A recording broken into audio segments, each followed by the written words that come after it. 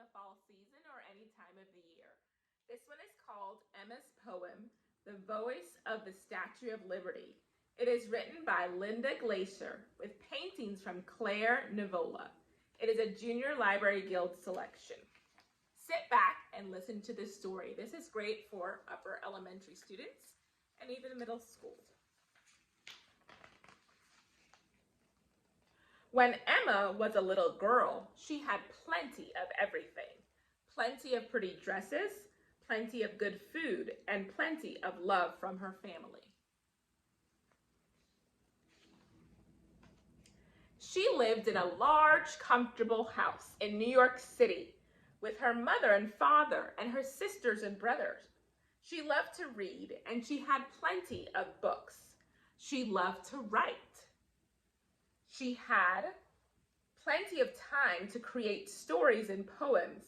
All the people Emma knew had plenty of good food and fine clothes. They had plenty of everything.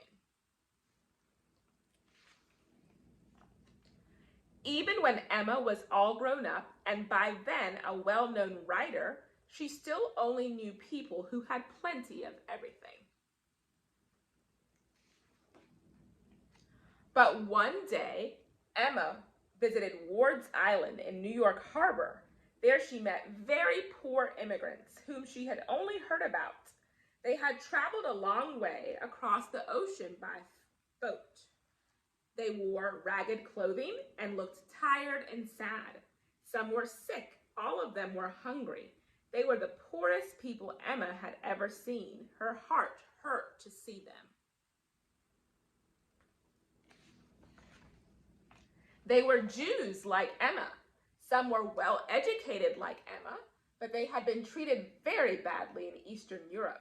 Their homes had been burned. Their home had been burned too. Friends and relatives had been killed. They had made the long, hard journey to America, hoping for a better life. Emma felt she must help them.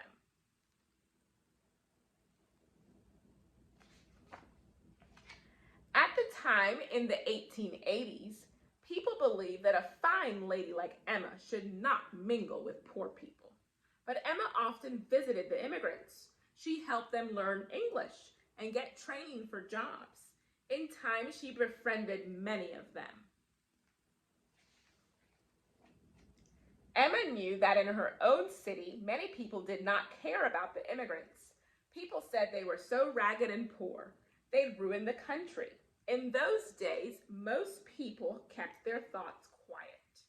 But Emma wrote about the immigrants for the newspaper and in poems. She told with great feeling how badly they needed help. She explained that with help, they'd give back to the country. Many people read her writing. Some began to care, but still many did not. One day, Emma heard about a statue being constructed in France as a gift of friendship for the United States. It was meant to show a great love of liberty that both countries shared.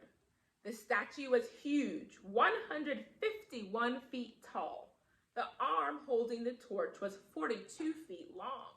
The statue would be erected right in New York Harbor. But first, money was needed to build a very large pedestal for the statue to stand on. To raise money, many well-known American writers such as Mark Twain and Walt Whitman were asked to write something. Emma was asked to create a poem. The whole collection would be sold to help pay for the statue's pedestal. Emma Lazarus always wrote what she cared about. Now she thought hard. What did she want to say?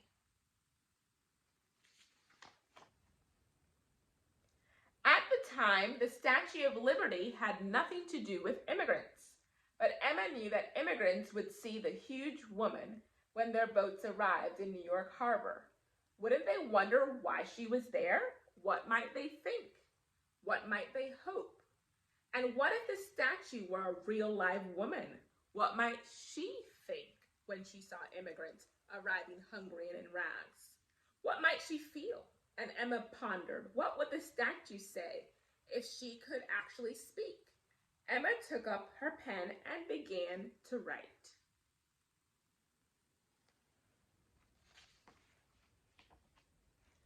Emma's poem was the only one read at the large celebration in 1883 to raise money for the pedestal. Those listening heard a powerful new voice speak up for the immigrants. In the last few lines of Emma's poem, they heard the huge statue send out a welcome to immigrants and boldly tell the world, "Give me your tired, your poor, your huddled masses yearning to breathe free." 3 years later, in 1886, when enough money had been raised, the statue was packed into 214 crates, shipped across the Atlantic Ocean, and erected in New York Harbor on top of the pedestal.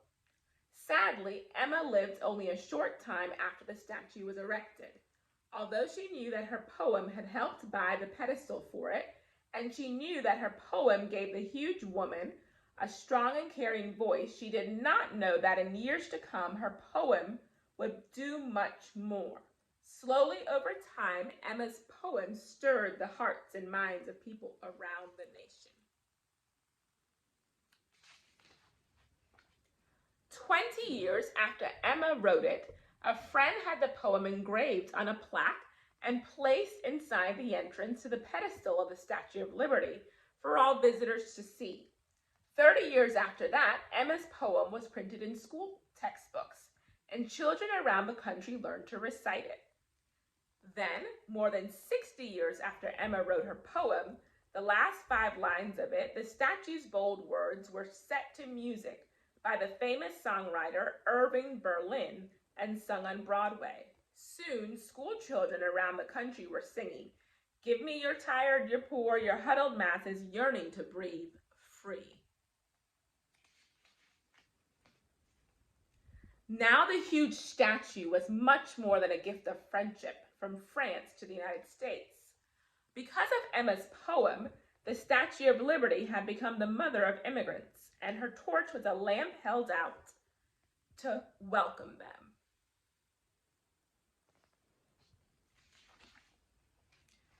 Today, Emma's poem is so well known that when people look at the Statue of Liberty, they can almost hear her speaking.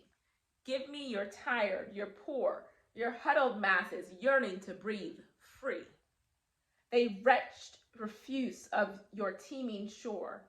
Send these, the homeless, tempest-tossed to me. I lift my lamp beside the golden door.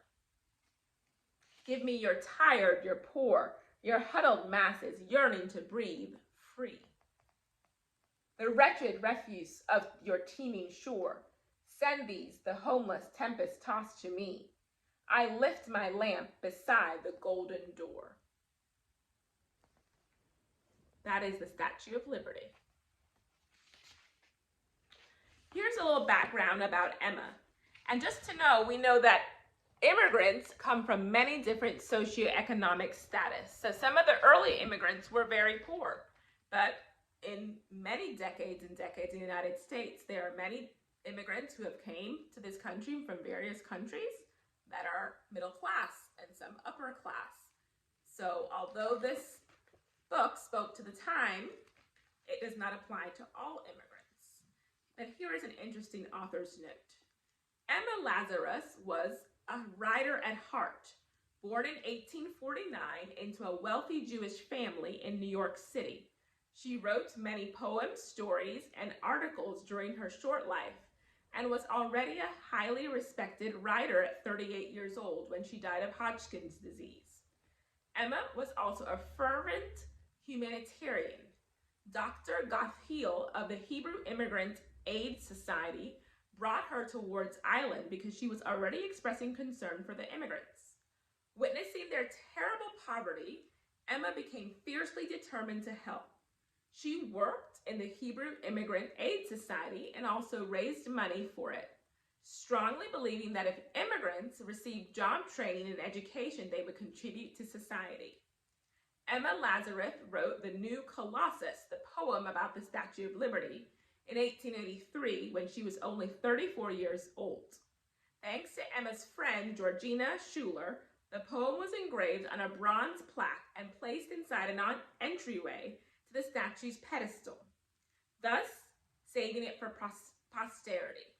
The bold words that Emma gave the statue to speak are the most famous of all of her poetry and are permanently linked with the statue and known throughout the world. Now on display in the Statue of Liberty Museum, the poem is viewed by millions of visitors each year and continues to stir the hearts of people in the United States and give hope to all those around the world yearning to breathe free. Here is the poem, The New Colossus by Emma Lazarus. Not like the brazen giant of Greek fame, with conquering limbs astride from land to land, here at our sea-washed sunset gates shall stand a mighty woman with a torch whose flame is the imprisoned lightning, and her name, Mother of Exiles. From her beacon hand glows worldwide welcome. Her mild eyes command the air-bridged harbor that twin cities frame. Keep ancient lands your storied pomp, cries she with silent lips. Give me your tired, your poor, your huddled masses yearning to breathe free. The wretched refuse of your teeming shore, send these, the homeless tempest tossed to me. I lift my lamp beside the golden door. The end. This is again Emma's poem, The Voice of the Statue of Liberty, written by Linda Glaser, and paintings by Claire A. Nivola. There's lots of extension activities, boys and girls, you can do with your speech pathologist in elementary school or middle school, or with families at home. It's also great for teacher discussion. There's lots of information. You can watch this video again. It's a longer video. And think critically about the information here, okay? You can answer your WH questions and just have a good class discussion in speech language therapy in the school or clinic setting or on telepractice. Have a good rest of the day.